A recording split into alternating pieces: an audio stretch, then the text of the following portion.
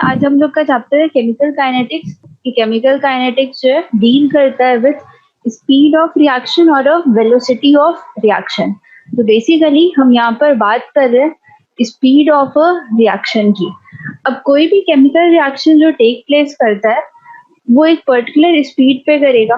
Speed of reaction से हमारा मतलब होता है कि टाइम के अकॉर्डिंग कितना कॉन्सेंट्रेशन कंज्यूम हुआ है, कितना कॉन्सेंट्रेशन या फिर फॉर्म हुआ है। तो there are two types of rate, that is rate of disappearance and rate of appearance. Disappearance हम तब बोलेंगे जब हम रिएक्टेंट की बात करेंगे, और अपीयरेंस हम तब बोलते हैं जब हम प्रोडक्ट की बात करते हैं। मतलब प्रोडक्ट हमारा क्या होता है, फॉर्म करते हैं, और रिएक्टेंट हमारी कंज्यूम होती है। ठीक है, तो एक तो हो गया कि रेट हमारे पास दो तरीके के हैं। अब आते हैं हम रिएक्शन के ऊपर कि रिएक्शंस के भी क्या कुछ कैटेगरीज होते हैं। तो ऑब्वियसली रिएक्शन से कुछ कैटेगरीज तो होंगी। अब रिएक्शन भी जो है वो बेसिकली हमारे पास तीन टाइप की होती है, थ्री टाइप्स ऑफ रिएक्शन। उसमें आपका फर्स्ट कैटेगरी आता है that is known as fast reaction, second हमारा हो जाएगा स्लो रिएक्शन, और थर्ड कैटेगरी हम बोल देते हैं हमारी मॉडरेट रिएक्शन। ठीक है, तो these are three type of reactions. So fast reaction का मतलब नाम से ही क्लियर है, फास्ट मतलब टाइम कंजम्पशन ऑब्वियसली काफी कम होगा। और इसका बेस्ट एग्जांपल है जितने भी आयनिक रिएक्शंस होते हैं, they are fast reaction, they are less time consuming, और उनकी रेट ऑफ रिएक्शन जो होती है काफी ज्यादा होती है। जैसे यहाँ पे हमारा रेट का जो फॉर्मूला है that is change in concentration divided by time. तो फास्ट रिएक्शन के केस में हम बोलते हैं कि हमारा टाइम कंजम्पशन जो है वो मिनिमम है। अगर टाइम कंजम्पशन मिनिमम है तो रेट हम बाय डिफॉल्ट बोल सकते हैं इसकी काफी हाई होगी, क्योंकि रेट हमारी क्या है, टाइम के इनवर्सली प्रोपोर्शनल है। तो टाइम जितना कम लगेगा रिएक्शन उतना ज्यादा फास्ट होगा, रिएक्शन की रेट उतनी ज्यादा फास्ट होगी। तो इस कैटेगरी ऑफ रिएक्शन में हम क्या बोलते हैं कि हम रेट ऑफ रिएक्शन जो है एग्जैक्टली फाइंड आउट नहीं कर सकते। मतलब इस केस में हमें एक्यूरेट, अगर आप बोलोगे कि एक्यूरेटली हमें पता चल जाए कि एक पर्टिकुलर टाइम पे उस रिएक्शन की रेट क्या है, तो हम नहीं निकाल सकते, since this reaction is very fast. Within seconds में वो रिएक्शन कंप्लीट हो चुकी है। And the example is your ionic reactions. तो जितने भी आपके आयनिक रिएक्शंस होते हैं they are fast reaction. Second category of reaction is your slow reaction. Slow का मतलब नाम से ही क्लियर है, धीरे, मतलब टाइम कंजप्शन ज्यादा होगा। अब टाइम कंजम्पशन ज्यादा है, ज्यादा का मतलब ईयर्स। जैसे आपका एग्जांपल हो गया रस्टिंग ऑफ आयरन। अब रस्टिंग ऑफ आयरन के केस में obviously day to day life में दिखता है कि उसमें टाइम कंजम्पशन ज्यादा लगता है, ईयर्स लग जाते हैं आयरन को रस्ट होने में। मतलब उसकी रेट जो है केमिकल रिएक्शन को टेक प्लेस करने की वो बहुत ज्यादा ही कम है। अब इतने कम रेट ऑफ रिएक्शंस को भी हम एक्यूरेटली नहीं निकाल सकते। एक पर्टिकुलर टाइम पे उसकी रेट क्या है, इतनी ज्यादा कम है कि हमारी एक्चुअल वैल्यू मिल ही नहीं रही। मान लो आपकी रेट की वैल्यू हो गई 0.0001। अब इतना कम फिगर एक्यूरेटली निकालना, वो भी एक्सपेरिमेंट के through, that is not possible for us. तो इसके लिए भी हमने बोल दिया हम इसका भी एक्यूरेट रेट ऑफ रिएक्शन नहीं निकाल सकते, ये भी गया। बचा हमारे पास सिर्फ और सिर्फ मॉडरेट। मॉडरेट का मतलब उसका टाइम पीरियड जो होगा वो ना ही ज्यादा होगा ना ही कम होगा, उसकी रेट बहुत ज्यादा नहीं होगी, उसकी रेट बहुत कम भी नहीं होगी। दैट मीन्स इस टाइप ऑफ रिएक्शंस के लिए हम लोग एक्यूरेटली उसका रेट ऑफ रिएक्शन निकाल सकते हैं। यानी कि काइनेटिक्स हमारी पूरी की पूरी डिपेंड करती है on these moderate reaction, neither fast reaction neither slow reaction, only we are dealing with moderate type of reaction. Okay, तो अभी तक हमारा क्लियर हो गया रेट क्या है, किस टाइप के रिएक्शंस के लिए हमें रेट निकालना है, दैट इज ऑल क्लियर। अब रेट है हमारी तो change in concentration divided by time. अब कॉन्सेंट्रेशन होता क्या है, अब कॉन्सेंट्रेशन तो आपकी स्पीशीज के ऊपर डिपेंड करेगी कि आपने जो रिएक्टेंट लिए थे वो आपके एक्वस फेज में थे, दैट इज सॉल्यूशन के फेज में थे, या फिर आपके गैसियस फेज में थे। तो हम बात कर रहे हैं दो चीजों की, that is solution and gases. ठीक है, अब सॉल्यूशन के केस में कॉन्सेंट्रेशन हमारी क्या हो जाएगी, ऑब्वियसली मोलारिटी मोलालिटी, इन्हीं सब की तो बात करेंगे। तो कॉन्सेंट्रेशन की बात जब भी करते हैं तो हमारी यूनिट आती है मोल पर litre, that number of moles consumed divided by the liter which is in kept in. तो मोल पर litre is your concentration and time का हमारा यूनिट हो गया सेकेंड. तो रेट की ओवरऑल हमारी यूनिट आ गई मोल, लीटर इनवर्स, टाइम इनवर्स या फिर सेकेंड इनवर्स भी लिख सकते हैं. टाइम इसलिए लिखा क्योंकि कुछ लोग इसको मिनट में बोलते हैं, कुछ लोग इसको सेकेंड में बोलते हैं, पर ऐसा यूनिट की बात करोगे तो ऑब्वियसली सेकेंड इनवर्स. तो हमारा रेट का जो यूनिट आ गया that is mole litre inverse second inverse. और 1 लीटर का जो हमारा इक्विवेलेंट क्वांटिटी होता है दैट इज 1 डेसीमीटर क्यूब. तो इसको हम लोग और भी एक तरीके से लिख सकते हैं that is mole decimetre to the power of -3 and time inverse. ठीक है, अब ये हमारा कौन सा केस है? तो सॉल्यूशन में कॉन्सेंट्रेशन होती है हमारी मोल पर लीटर.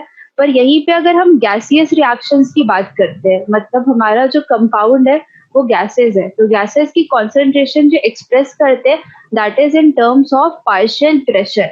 मतलब उसका प्रेशर कितना है पर्टिकुलर पॉइंट ऑफ टाइम पे, उसके ऊपर हम बोलते हैं कि वो गैस की कॉन्सेंट्रेशन आ रही है. और उसके लिए हमारा जो रेट का यूनिट हो जाएगा दैट विल बी एटीएम पर सेकेंड, क्योंकि कॉन्सेंट्रेशन को हमने बोल दिया हमारा पार्शियल प्रेशर है और the change in partial pressure, और टाइम हमारी सेकेंड. तो उसके लिए हमारा रेट का जो यूनिट आएगा that is ATM second inverse. ठीक है, और रेट जब भी होगा that is always a positive quantity. Rate कभी भी निगेटिव होती ही नहीं है. Rate is always a positive quantity, क्योंकि आपका चेंज इन जो कॉन्सेंट्रेशन लेते हैं हम अकॉर्डिंगली लेते हैं. जब भी हम दो तरीके की रेट, तो रेट ऑफ डिसअपियरेंस कब बोलते हैं? जब हमारा रिएक्टेंट होता है क्योंकि वो कंज्यूम होता है. और प्रोडक्ट की बात हम तब करते हैं जब हम रेट ऑफ अपीयरेंस बोल रहे हैं. तो अपीयरेंस का मतलब final concentration minus of initial concentration जब भी हम प्रोडक्ट की बात कर रहे हैं. तो इसके लिए हमारा जो डेल्टा सी का वैल्यू आ जाएगा that is final concentration minus of initial concentration. और जब भी हम रिएक्टेंट की बात करते हैं तो हम डेल्टा सी की वैल्यू लेते हैं initial concentration minus final concentration. ये हमेशा याद रखना, रेट को पॉजिटिव रखने के लिए हम ये काम यूज करते हैं. या फिर इसी को लिख दो आप कि रेट की जो हमारी यहाँ पे वैल्यू हो गई that is minus of delta C divided by delta T, where delta C stands for C final minus C initial. तो जब भी रिएक्टेंट का रेट लेना है तो रेट हमारी आ जाएगी minus of delta C by delta T. But ये एक्चुअल वैल्यू माइनस नहीं है, क्योंकि रिएक्टेंट की फाइनल जो कॉन्सेंट्रेशन होती है वो कम होती है विथ टाइम. वो कंज्यूम हो रहा है, मतलब उसकी फाइनल कॉन्सेंट्रेशन कम थी इनिशियल से.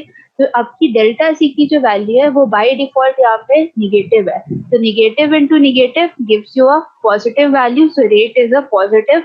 And here also in case of product, we take rate as delta C divided by delta T. So rate is always a positive quantity. It is never a negative quantity.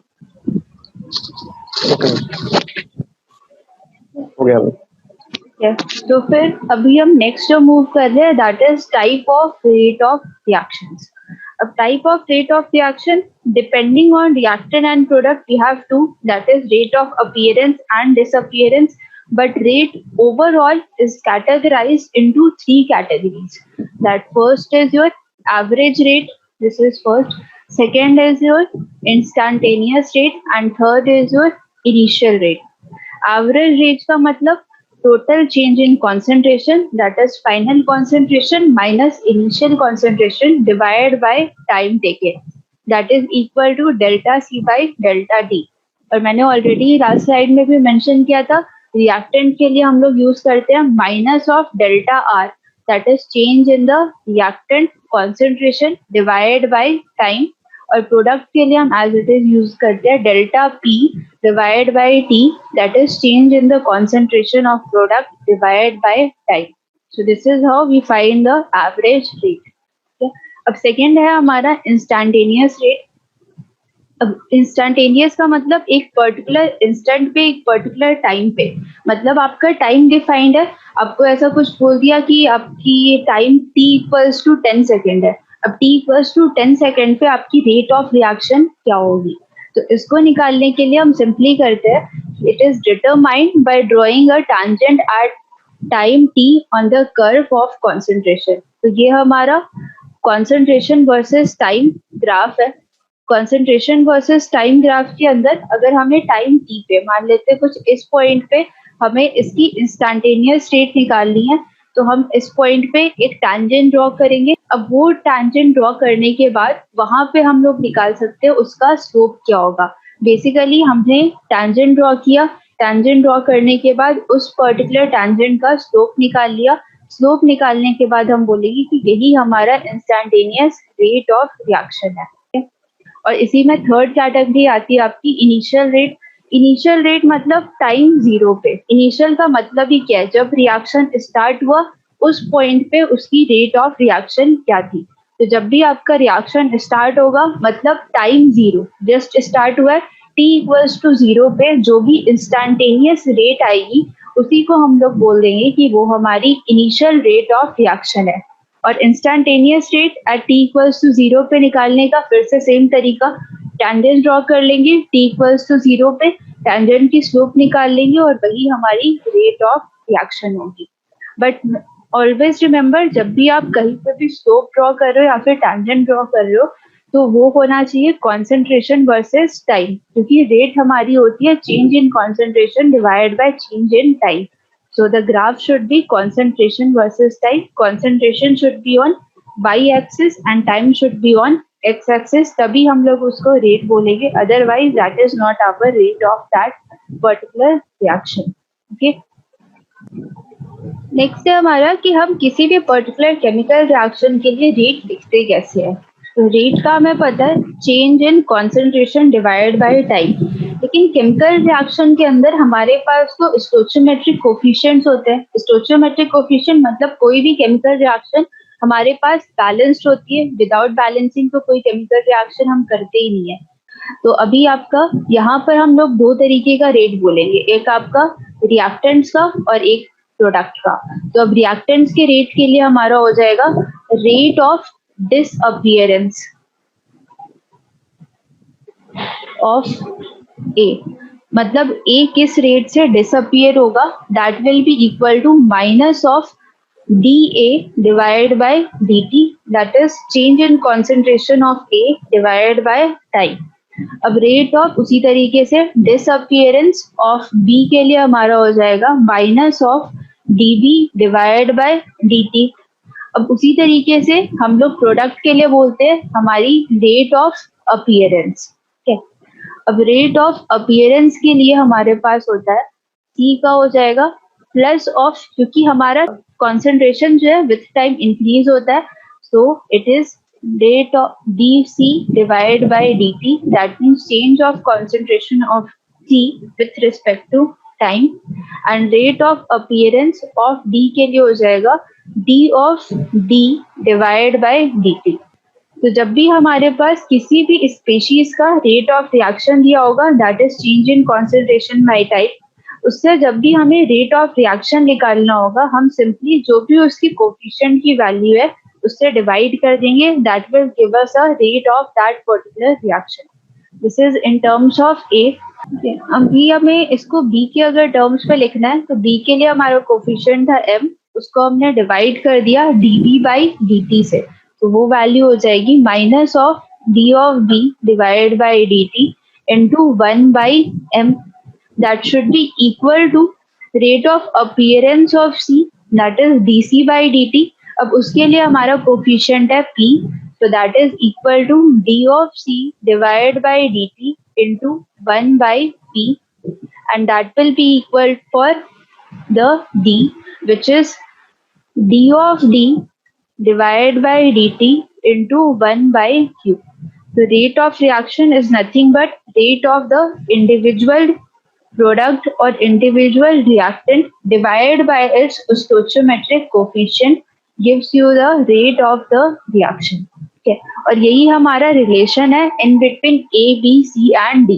तो इनके rate के बीच का जो relation है that is this particular relation. So this is your relation in between A, B, C, D rates.